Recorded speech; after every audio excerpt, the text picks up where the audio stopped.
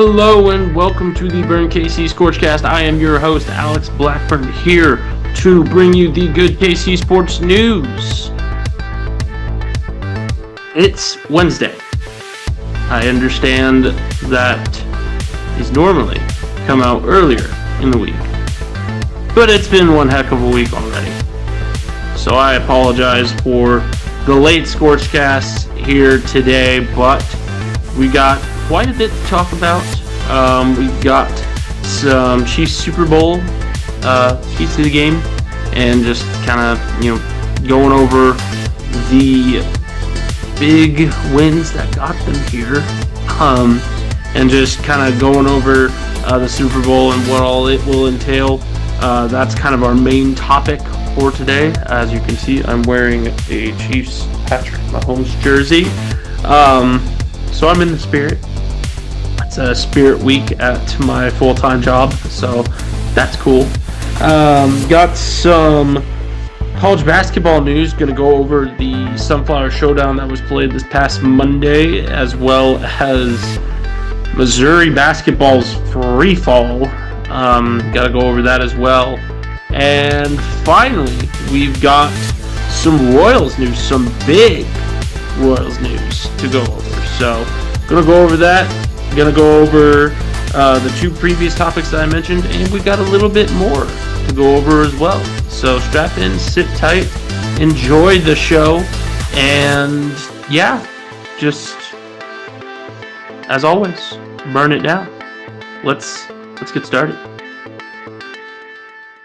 All right, let's start with the Chiefs.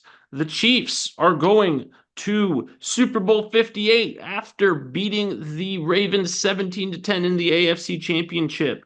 The offense did just enough, and the defense, has been playing like the defense has all year. I mean, the defense has been absolutely stellar. They looked great this past matchup, and overall, it's really exciting to see the Chiefs make yet another Super Bowl. I think we're entering dynasty territory, folks. It's been amazing to watch Patrick Mahomes play just stellar football. He's basically carried this offense throughout this season, him and Isaiah Pacheco. And overall, I mean, what else can you say about the Steve Spagnuolo defense that hasn't already been said? I mean, this defense is out for blood every single game and has just shown incredible fortitude. And I am so excited to see them compete in another Super Bowl. I don't think anybody was thinking that the Chiefs would be here. A lot of people I even saw were saying, "Oh, we're one and done this year." Including myself. I was kind of, doom and gloom for a bit. If you go looking at past ScorchCasts, I was being all sorts of down in the dumps. If you go look at the, lives that I did for Chiefs games, you can also see the doom and gloom. But the fact that the Chiefs made it to the Super Bowl in a quote-unquote down year is a testament to just how insanely good this organization is. I mean, how well ran it is, the personnel and players that are brought into this organization. I mean, from top to bottom, it is arguably the best organization in the NFL. And I'm not even saying that because I'm a Chiefs fan. It's common knowledge that this organization is so well ran, which is why it's one of the most hated.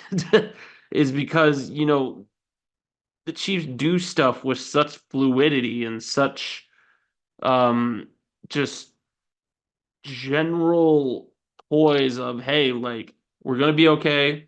This team's good. We know we're good. We just got to prove that we're good. And they've done that. And a lot of people have just kind of looked at it and said, well, oh, no, there's no way that a team with, bus drivers for wide receivers is making the Super Bowl. It's rigged. I don't understand why people just can't appreciate the greatness of Patrick Mahomes, Andy Reid, Brett Veach, and company. I mean, it's unbelievable to me, because they've done a spectacular job in running this organization, and that's why they're here.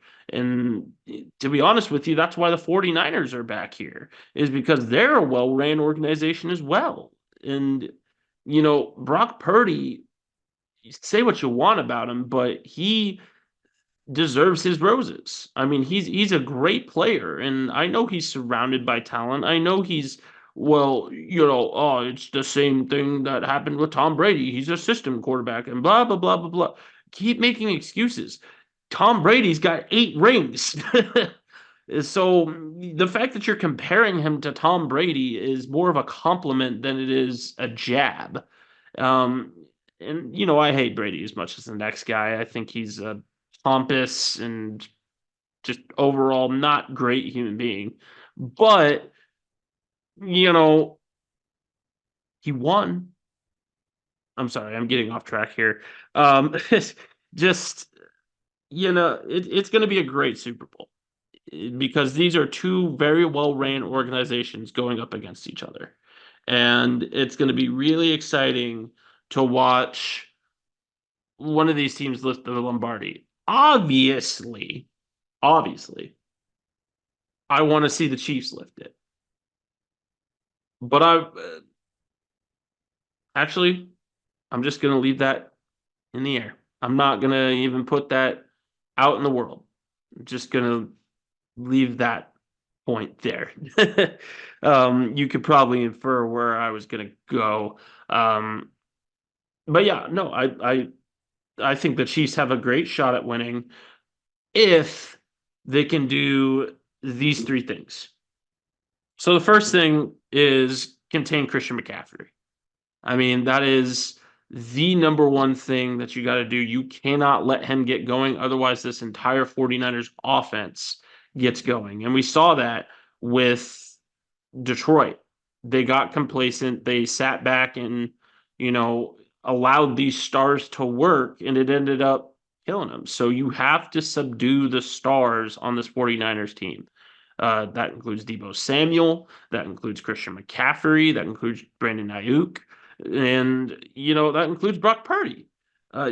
Putting pressure on Brock Purdy is only going to pay dividends. He's not great under pressure. The Ravens team that you beat last game throttled this team because they put Purdy under pressure, because they didn't allow the stars to get the ball.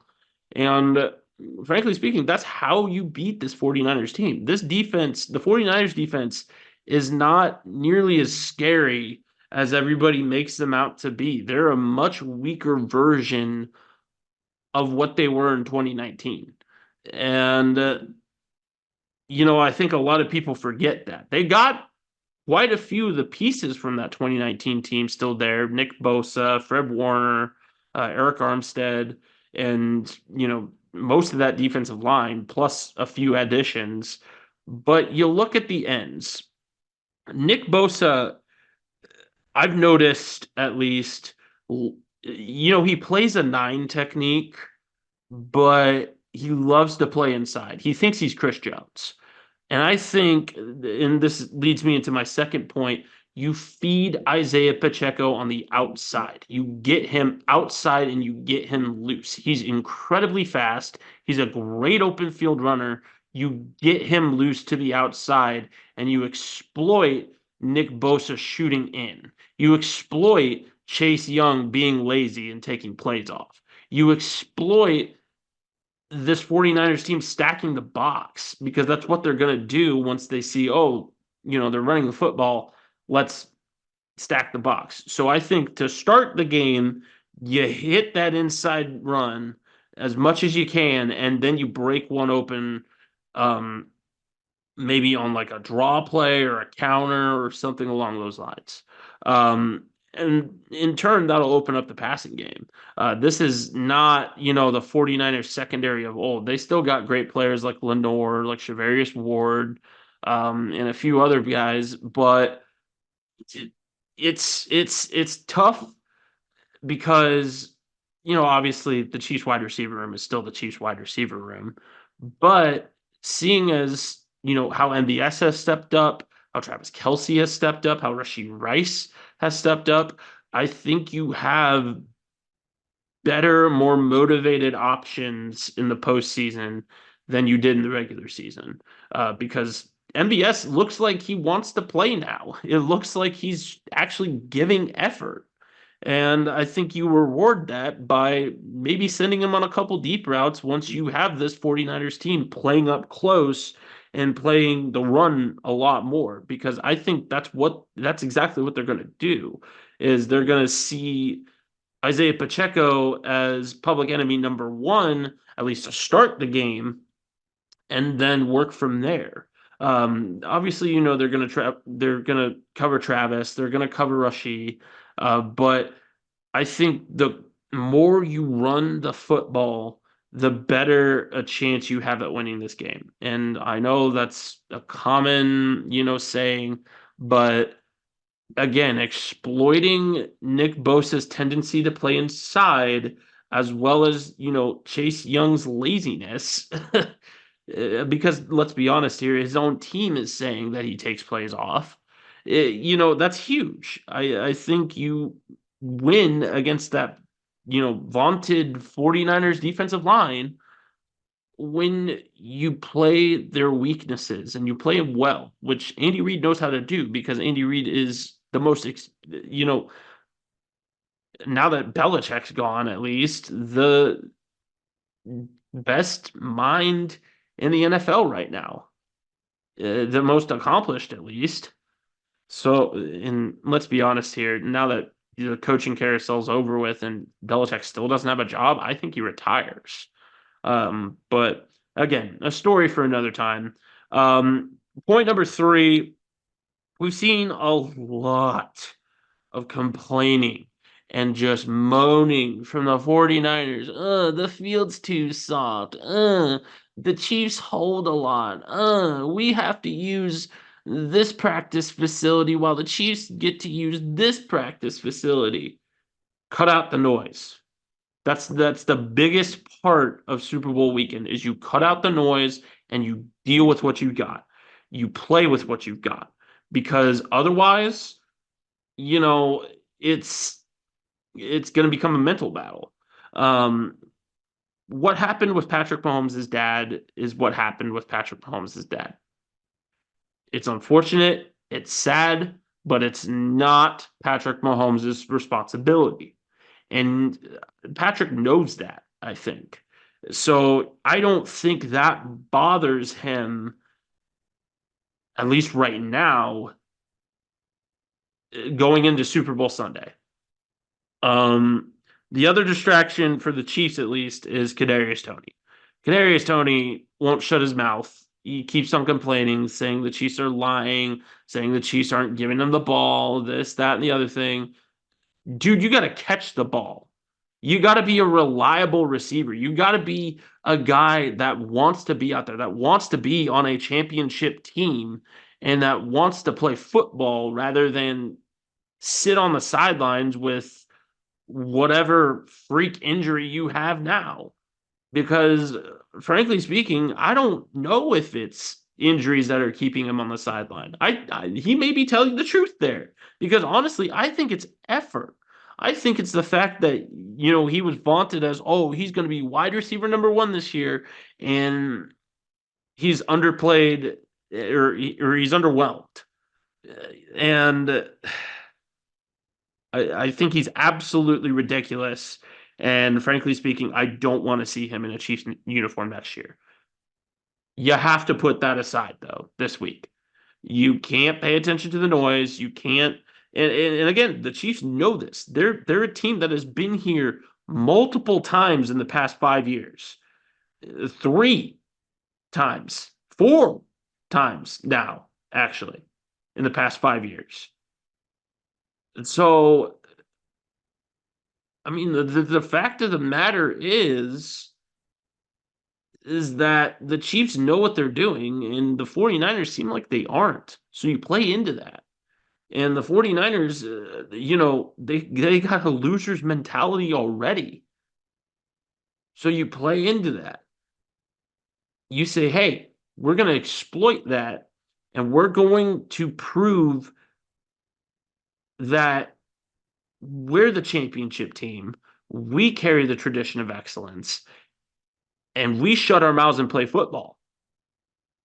So that's just kind of what my thought processes are. Those are my three keys to the game, at least in the current moment. Obviously, getting the passing game would be great. The defense, just keep doing what you're doing. I mean, they looked great against a really, really good Ravens offense. So I think they can shut down this 49ers offense as well. There's a lot of weapons that you'll need to worry about, but if you can get pressure on Purdy, who is the main guy operating that offense as what a quarterback does, then I think you then I think you are at an automatic edge. So getting pressure, which is not something the Chiefs have struggled with, will be huge. So, yeah, just those are my keys to the game. It's going to be a really exciting couple of days. I'm already, really looking forward to it. We're past the midpoint of this week. It's coming, and it's going to be coming slow, but it's coming, guys. Just, you know, be patient and have faith. Sunday is almost here, and we'll get to watch the Super Bowl and hopefully have Monday off, right? Anyway, on to college basketball, which I'm not as excited to talk about. Okay, we have to talk about the Sunflower Showdown. KU K-State played in basketball this past Monday, so let's talk about it. KU came into Manhattan and once again played down to a road opponent. It's what happened. I mean, yeah, it was against K-State, who treats this game like it's their national championship, like it's their Super Bowl, like it's, the biggest game of the year, which, to be honest, with how their season has been going, it kind of was. Because if they had lost this game, it was not looking good for their conference title chances, or for their conference chances, for their tournament chances, for anything. So really, K-State all but has to have a perfect February for them to have a chance at the tournament. But they started it off well. They beat the number 4 team in the country, which just so happened to be the Kansas Jayhawks. The sloppiest basketball of all time was played on Monday. If you ended up watching the game and you're a basketball aficionado of any sort, you probably wanted to gouge your eyes out. I mean, the basketball was that bad. It was. I mean, you look at how Kansas State ran their offense and how well KU played against Houston this past Saturday, which was a great win, I might add. Like, that was a marquee win for this program in front of a great crowd. I was a part of that crowd. And yeah, the Jayhawks were riding high. But when you have this quick of a turnaround against, your bitter rivals, and then you got Baylor on the horizon come Saturday, it's a tough stretch. So Kansas was likely to drop one. It's just this one was kind of the one that would have hurt the most. And it did hurt the most because Kansas State was at least dead last in the Big 12 coming into this game. And the fact that you let them stick around, that you didn't, pull away when you were up 11 or pull away when you were up 7, is a testament to how well things have gone on the road for the Kansas Jayhawks. I mean, they can't play on the road. And that's something huge that they'll have to fix and fix quick. I mean, let's have a look at Kansas's remaining schedule here. You got Baylor at home, which is good. It'll be a tough game still, but as long as you play like you've been playing at home, I don't see any problem with beating them. They're not like a super good team. I mean, Baylor's pretty good, but they're not great. I mean, they lost to TCU, they lost to a few other like not incredible programs. So that's an easily winnable game, I feel like. Then you go on the road to ranked Texas Tech, which Texas Tech, if you remember right, is the former home of Kevin McCullough, which it's also a hostile environment. I mean, a super hostile environment. And you, in past years, you haven't played well when you're at Texas Tech. So that's a huge game. And you can't play to your opponent's level like you have been the past times you've been on the road. I mean, it's inexcusable at this point. You lost to West Virginia, you lost to Central Florida, and you lost to Kansas State, the bottom feeders of the Big 12 this year.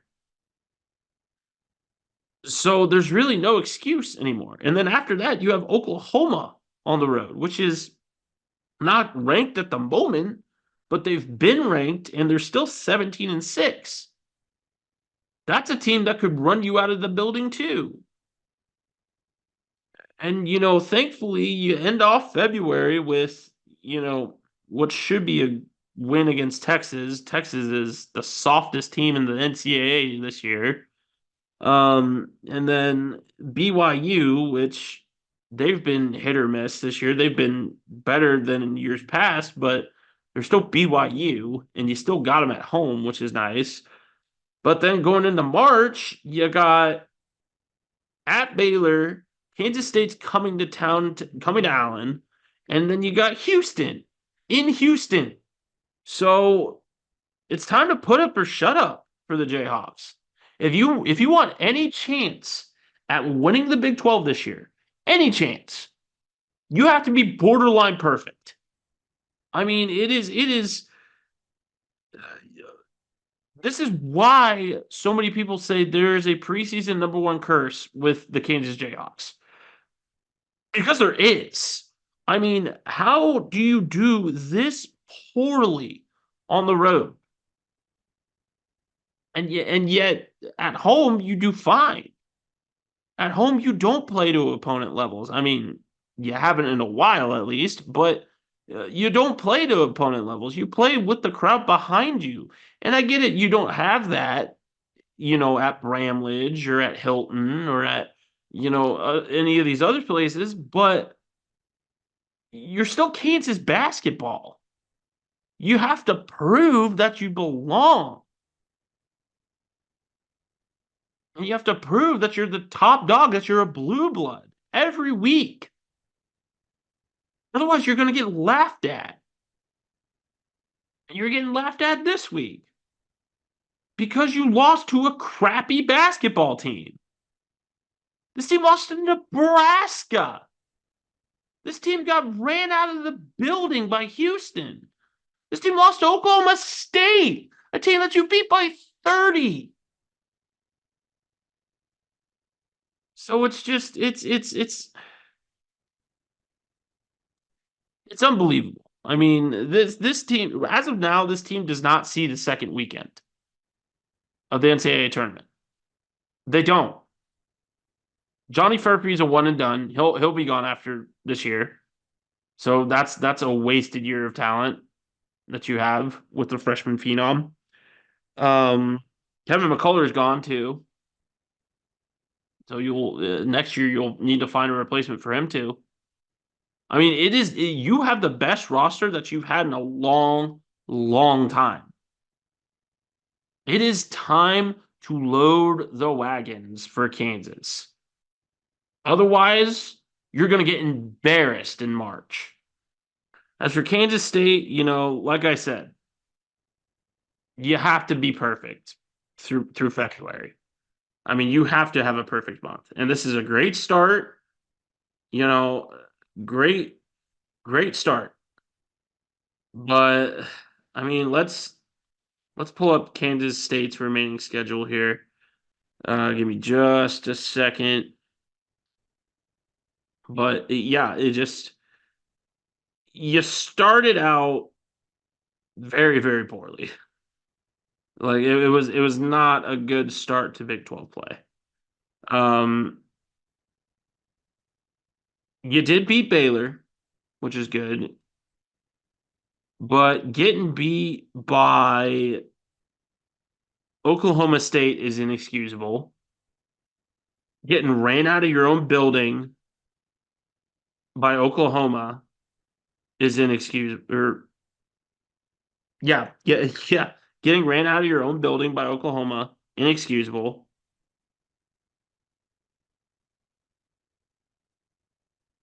And then just yeah, yeah, you got the win over KU. Congrats. Don't rest on your laurels though, because you got a good BYU team. You're going to be at BYU for that one. Then you got TCU at home. TCU's no slouch. You got Texas in Austin. Then you got BYU coming to town. Then you got West Virginia coming to town. Then you go to Cincinnati, which again is no slouch. Like, this is a gauntlet of a Big 12. And if you think the peak of your season is beating KU because they played poorly and got shafted on calls, I mean, let's be honest here. They got shafted.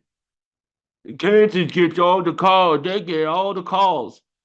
DeJuan Harris never touched the ball and got called out of bounds.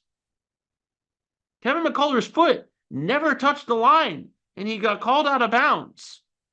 What else was Hunter Dickinson supposed to do when a guy just runs right into his pathway? He's obviously going to get ran over. If we're going to call block charge, I don't understand why that's a foul, and yet, he never had his feet set. What else is Hunter supposed to do? But enough of me being a KU homer. I apologize. let's well, maybe not. But let's talk Missouri basketball. Oh no.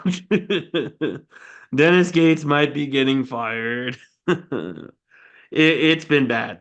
It's been very, very, very bad for Missouri. They're 8-14 this season, and still, folks, still don't have a win in the SEC. They're 0-9 in the conference. They lost against Vanderbilt.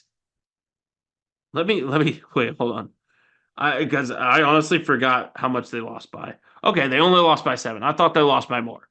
But it's not looking good for Missouri basketball. This looks like a lost season for the Tigers. And maybe this is the giveth and taketh away. You have a great football season and you got a craptacular basketball season.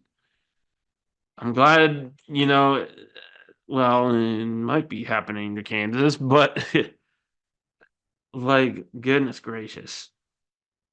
I picked Missouri to place third in the SEC this year, and I regret my decision. This is a bad Missouri basketball team. This is a bad Missouri basketball team. And there's really no upside. I mean, let's look at their remaining schedule. You got Texas A&M coming to town tonight, actually.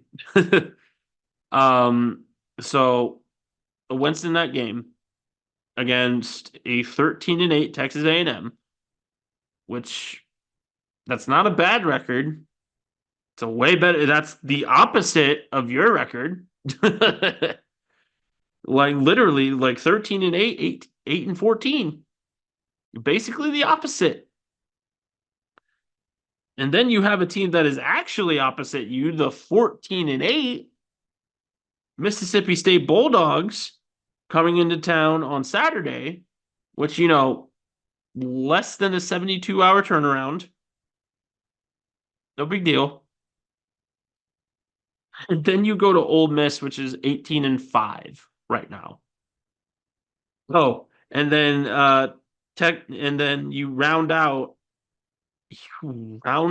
February with Tennessee coming to town. You're going to Arkansas, and then you got Florida.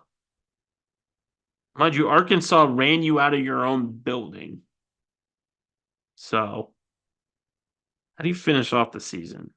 You got Ole Miss at home. You got Auburn at home for senior night, no less. And then you got LSU.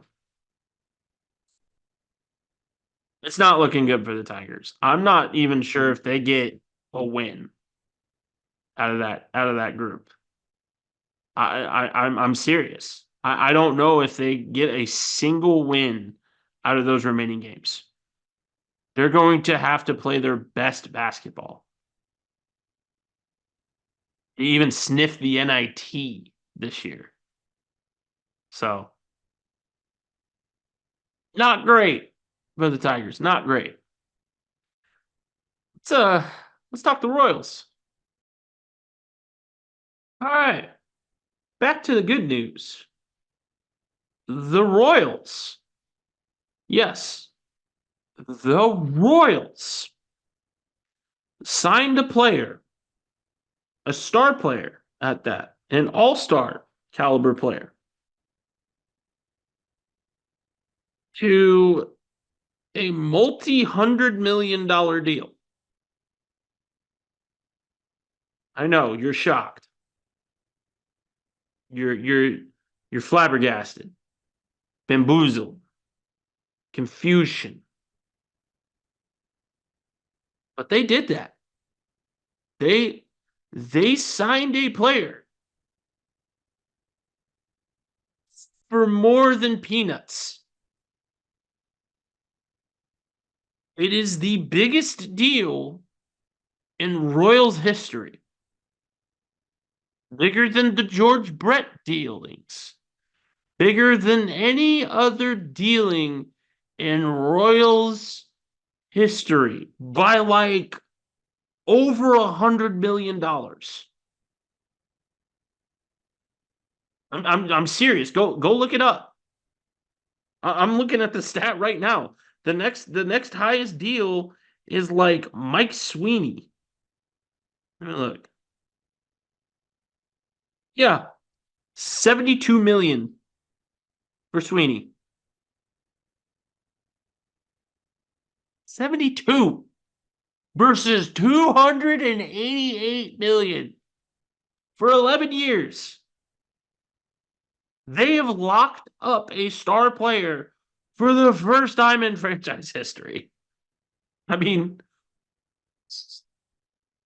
John Sherman did this.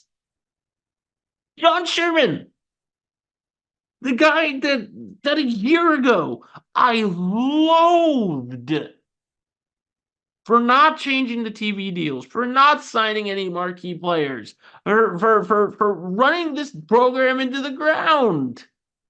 John Sherman is actually investing in the Royals. He's listening. It's incredible. But let's actually get into the dealings of this contract. If you don't already know who this player is that I'm talking about, his name is Bobby Witt Jr. He is a third-year major league player who is probably the future of this Royals team.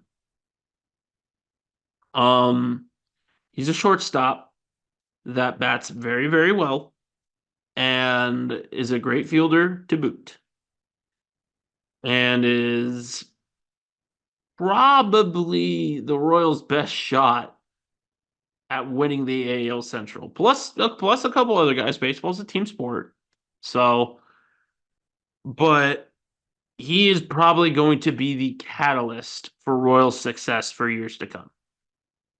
He's that good. I mean, he's a great player. And if you've ever gotten the chance to watch him, you can see he's a great player. Great in the clutch. He's an excellent fielder. He gets on base and he can steal bases too. So, I mean, just an all-around great baseball player.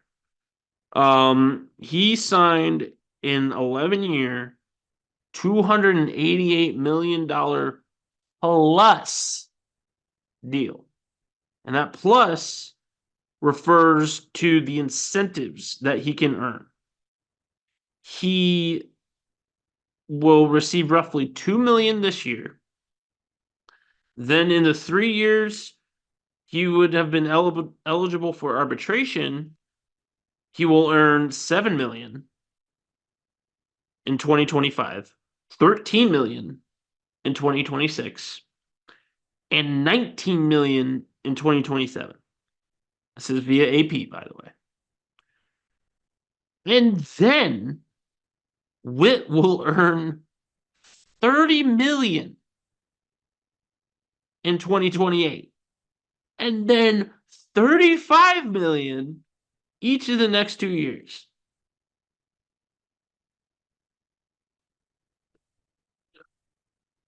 I hope the Royals have money left.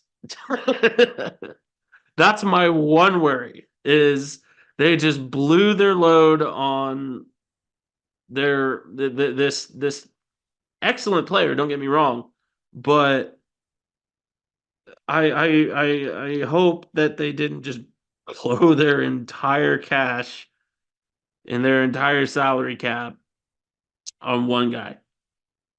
Actually, I don't think baseball has a salary cap, so never mind. But yeah, just absolutely insane numbers from the Royals. From the Royals. Unbelievable. I mean, truly unbelievable. So, in other Royals news, obviously I've gone over the Bali stuff. I don't need to go over that more. They've signed a few more free agents to kind of bolster this roster. There's real talk of the Royals potentially being a contender for the AL Central this year. A year removed from the franchise's worst record since 2004. And I think they were second only to the A's in having the worst record in the MLB last year. I if the Royals win the Central this coming year, I take back everything that I said about John Sherman. Everything. I will eat my words if the Royals win the Central. As of now, I'm still like, Sherman could still screw this up in one way or another. But, I mean, this is a great step forward. I mean, this is what the Royals fans have been waiting for. This is getting people excited about Royals baseball again. These are the moves that are doing that. These are the moves that will get you votes come April, that April vote for the new stadium. So I think the Royals know what they're doing. But given the fact that spring training is right around the corner, Royals baseball starts back up in just a week. we're close to seeing if this Royals team is for real or not. And I firmly believe that they can be. I know I've said that before, but I know that they can be. Now, this being said, there's a lot of questions surrounding Salvador Perez and what his new deal potentially could look like. I hate saying it, but this is a bad sign for getting a deal done with Salvador Perez. I honestly wouldn't be surprised if he retired. Oh, jeez, sorry. Um, but just I think people need to realize that Salvador Perez is past his prime at this point. He's old. And I get he's a Royals mainstay. He's one of the last remaining pieces of the 2015 championship, and he's by far the longest tenured Royal. It's unfortunate letting him go, but I think it's in the best interest of the Royals and saving money for future talent if if the Royals cut ties. And I hate saying that. Salvador's a great guy and a great player. I love Salvador Perez. But, unfortunately, I don't see a feasible way of keeping him. So it's unfortunate, but the Royals have depth at catcher. They have a bunch of guys in the minors developing at catcher for this exact reason. Because Salvador Perez is getting old. And it's getting to be about that time. So just prepare for news regarding that. That's not exactly going to be good. So that's all I'm going to say. We're going to get into a few more things that I have here, and then we'll wrap it up. So sit tight.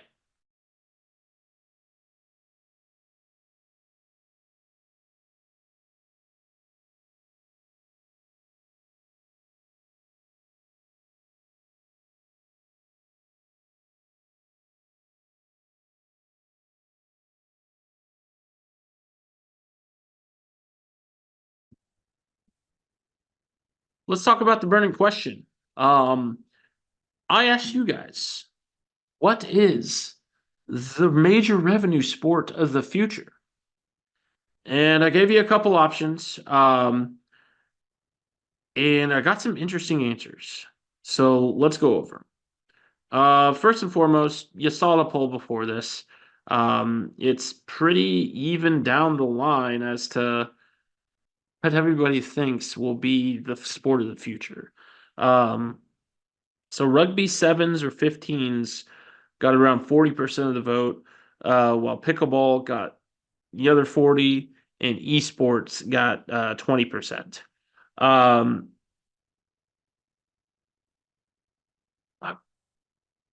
those are interesting numbers because I know pickleball has a lot of monetary backers. So I can absolutely see pickleball becoming a major revenue producing sport. They got a lot of sponsors. They got a lot of really famous people like Tom Brady and company backing it. It's by all means possible. And then rugby with the obstacles that it has, um, getting over, the hump of having to compete with the NFL, having to compete with the own USA rugby brand and not getting out of their own way. Like I said, story for another time, but just I, I think rugby has a shot of doing it if their organizational structure improves and if they find a way to not compete with the NFL, um, which is hard to do, but it's possible.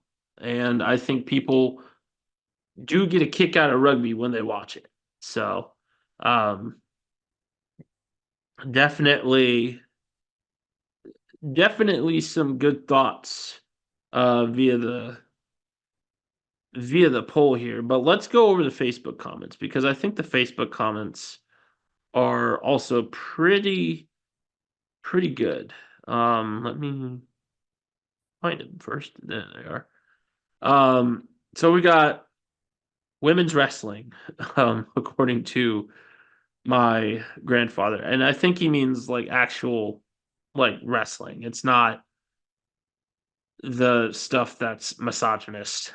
um, but yeah, just I would say women's wrestling is becoming more popular, definitely in the high school area. I think a lot more girls are going out and becoming a part of wrestling teams. Um, I don't know if it's going to be a revenue producer, but I think the growth that is happening with women's wrestling is definitely something that we should take notice of. And I think there's more growth to be had. So, uh, definitely a good answer there. As far as revenue producing goes, I mean, even men's wrestling doesn't really do a whole lot unless it's fake and, put on by by actors rather than actual like wrestlers, which I know a lot of them did wrestle, but come on, man. um, and don't get me wrong, I love the WWE. At least, I loved it a lot more when it wasn't being ran by a terrible person, but or I would have loved it a lot more, I should say. But c'est la vie. Allegedly terrible, I might add. I don't think anything's been proven yet, but it doesn't look good. Again, story for another time. Uh, as far as the next comment here, Sarah Benezra says that I'd say rugby would be the next taking off point. Rugby has been in a lot of conversations lately. Pickleball is up and coming too, but I feel like it has become more mainstream since big athletes are having ownership stakes in it. That's what I was talking about with the poll. Yeah, big athletes like LeBron James, Tom Brady, etc., are investing in it, and it's becoming a popular sport for everybody. Not just just this niche group of people, which again is kind of another thing that rugby has to jump over. Is you got the people that really like rugby because they grew up around it or they were introduced to it at a younger age and they fell in love with it. It's not necessarily niche, but it's a community that I think a lot of people find it hard to enter or at least anticipate it being hard to enter given the fact that they've never played contact sports, they've never um, played a game like rugby before, they don't know the rules, etc. um, so I think that's another obstacle that rugby has to climb. uh, but you don't learn unless you participate, and I think getting that participation up, getting that grassroots up rather than, oh, let's just build the pro game is hugely important for rugby. And I think not only can USA Rugby improve on this, but club teams around the nation can in improving youth outreach. So um, that's kind of where I stand as far as rugby goes. Um, and then Missy Meyer D. Donder, soccer and all things women's sports. Yeah, I'd say women's sports are definitely taking more of a limelight now with the advent of women's college basketball, um, and women's athletes being more and more popular. It's definitely growing more into a women friendly atmosphere and a women friendly space. Um, Athletics and sports are so. I definitely concur with that. And as far as soccer goes, soccer's been growing for like a while. Now, I don't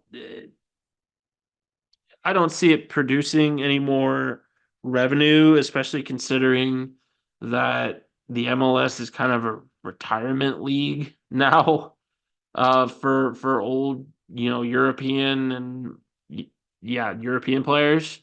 Um, but I mean, you know, and that's men's soccer. And I think there's improvements to be made to U.S. men's soccer.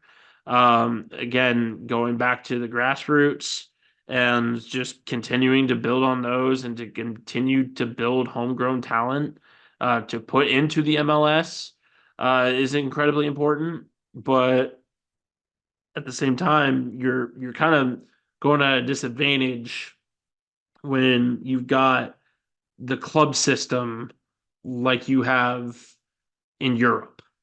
That's a big thing. Is clubs aren't just clubs in Europe at least aren't just it's the pro team and then it's just that. It's the pro team. They've got a Division 2 team. They've got a Division 3 team. They got a juniors. They got a U18s, a U23. Like it's built top to bottom surrounding the club. That's why there's so much passion regarding it. Is because this club is a club. Like if fans are part of it, personnel are part of it, players are part of it. It's a commitment rather than, oh, I'm getting paid to do this, you know? Um, but yeah, I mean, you still get paid to do it, and like there's still dealings and everything. But there's also that aspect of, if you leave the club that you grew up with, um, and you're not on loan, it kind of looks bad on you. So, um, but yeah, that's kind of it for the burning question, to be honest. Yeah, just there's a lot of growth in U.S. sports right now. Obviously, with the advent of sports betting, um, there's a lot more that people can bet on, and a lot more stuff that people are watching nowadays. I mean, I know people that don't know a thing about rugby that are betting on Six Nations right now. So, um, I think sports betting is also a huge thing that will boost ratings of anything that bettors will get behind. So um, we'll just have to see how the tide shifts over the next few years, especially with just kind of how many people are growing tired of the NFL and are growing tired of, just the big four sports leagues kind of getting complacent with their product. So in college leagues too, getting complacent with their product. So all right, one last little wrap up segment, just going over a few things. Got some Blues news, got some Senior Bowl stuff, and then a couple more housekeeping things. So let's talk about it. First, the Senior Bowl. Senior Bowl has come and gone. It's kind of the first like little kickoff of NFL draft season, and we had a bunch of guys from the local D1 schools competing in the Senior Bowl games, and all I've seen is nothing but good things from the guys from Kansas, from the guys at Missouri, and from the guys at Kansas State.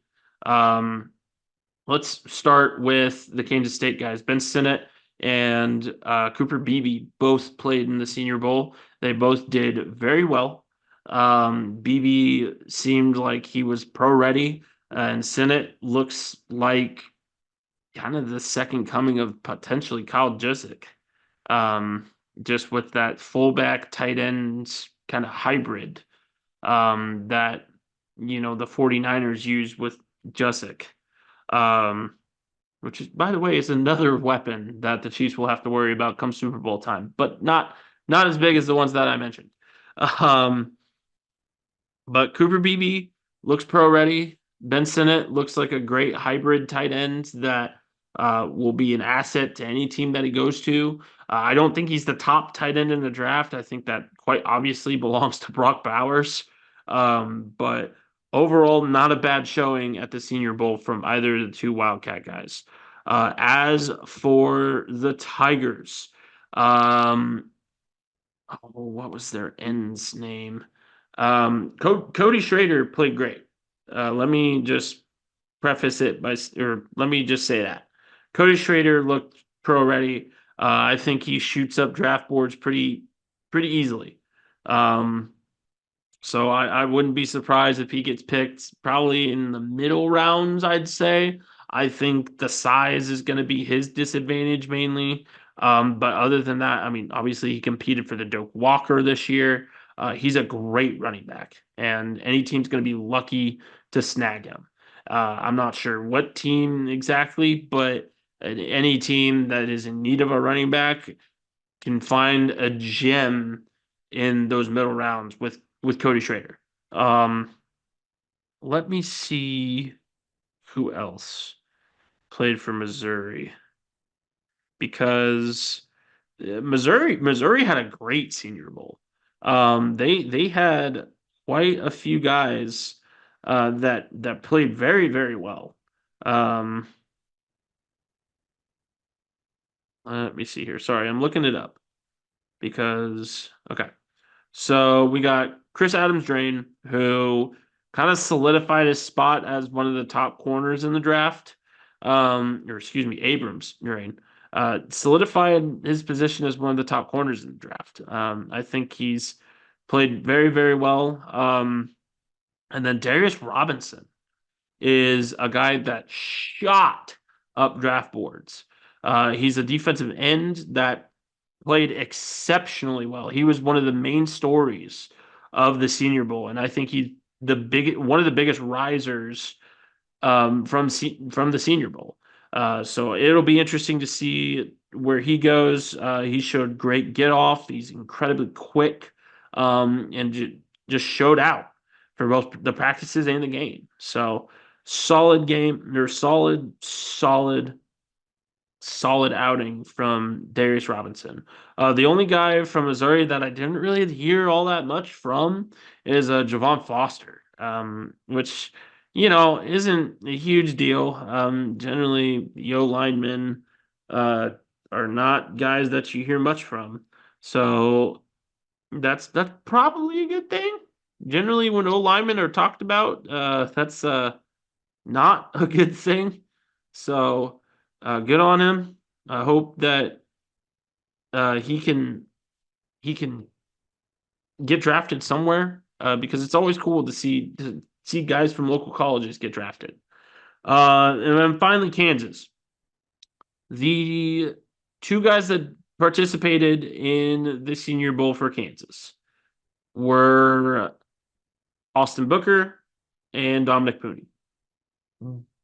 Both looked very good, which for the Kansas Jayhawks is awesome because it's been a while since Kansas has even had a guy in the Senior Bowl.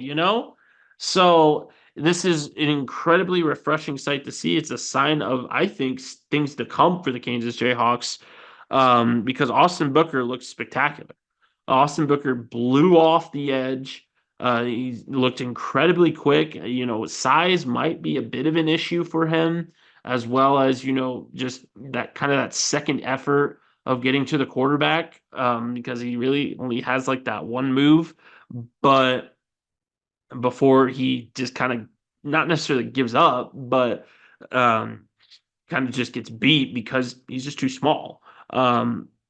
So guys are going to look at that, but I think more people are going to look at the fact that he just blows off defenders, or excuse me, offensive tackles.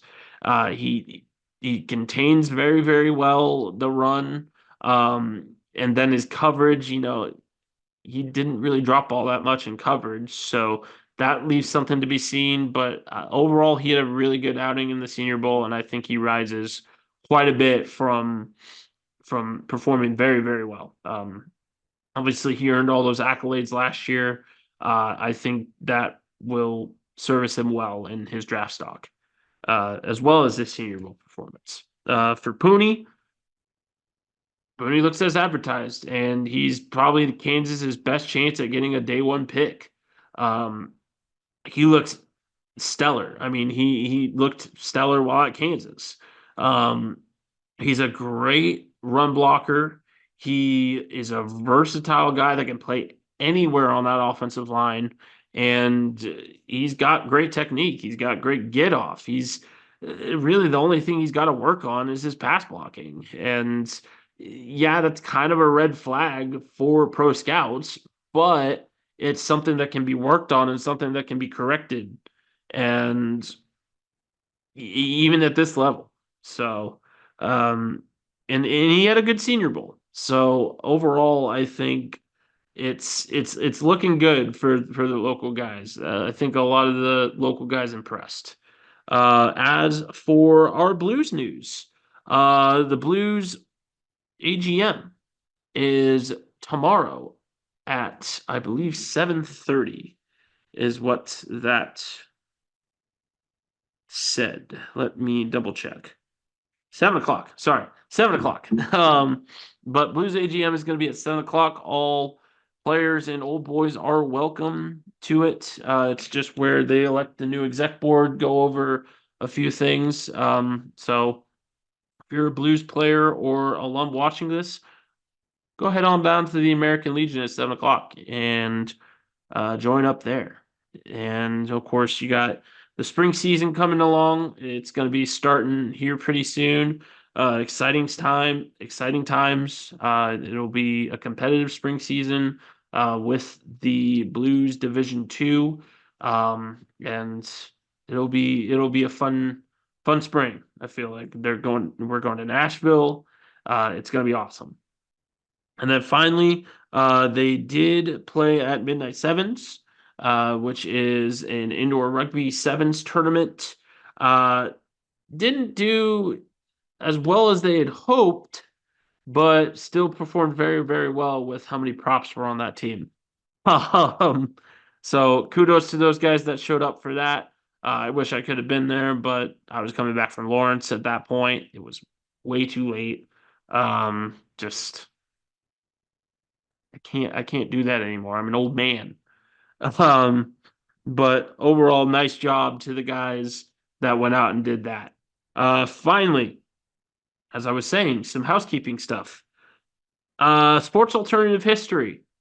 The Burn alternative history will be making its debut sometime in the next 2 weeks. I just got to get it all planned out, how I'm going to do it, and just get the editing software sorted to where I can do that and create new videos for y'all's enjoyment. So be on the lookout for that over the next 2 weeks. Gonna get that sorted and ready to go, and I will let you know when an official premiere date is going to be. Finally, I am on the lookout for sponsors. If you like what I do, if you like what I write, what I produce, what I talk about and rant about, if you enjoy these these musings, um, sponsor me. I would love to chat. Um, I know plenty of local businesses. I'm gonna plan on getting in contact here pretty soon, but if I don't contact you first, please get in touch with me. I would love for you to be a part of this and to support this journey. So um just all sponsors contact me at the Burn KC Sports Talk at gmail.com, or excuse me, it's weird because I'm a dingus and created my email address wrong. But it's the Burn Sports Talk KC at gmail.com. Again, that is the Burn Sports Talk KC at gmail.com. What else was I going to say? Oh, yeah. Or you could just message me on social media and I'll get back to you probably quite a bit faster. I, I guilty as charged. Don't check my email all that much. But I've been checking a lot more recently with the Super Bowl squares for the Blues that are going on right now. Which, by the way, if you haven't already, buy some squares. They're $20 a piece, and you have a chance to win $250 each quarter, which means $1,000 in potential winnings. So if you're into Super Bowl squares, hit me up. Anyway, that's our show. Thank you so much for joining us, or joining me, I should say. I'm the only one doing this. um, got another show in the works for after the Super Bowl, and not directly after, but probably maybe like the Monday after, I would say. So be on the lookout for that. Other than that, this has been the Burn KC. This is Alex Blackburn signing off. Have a great night.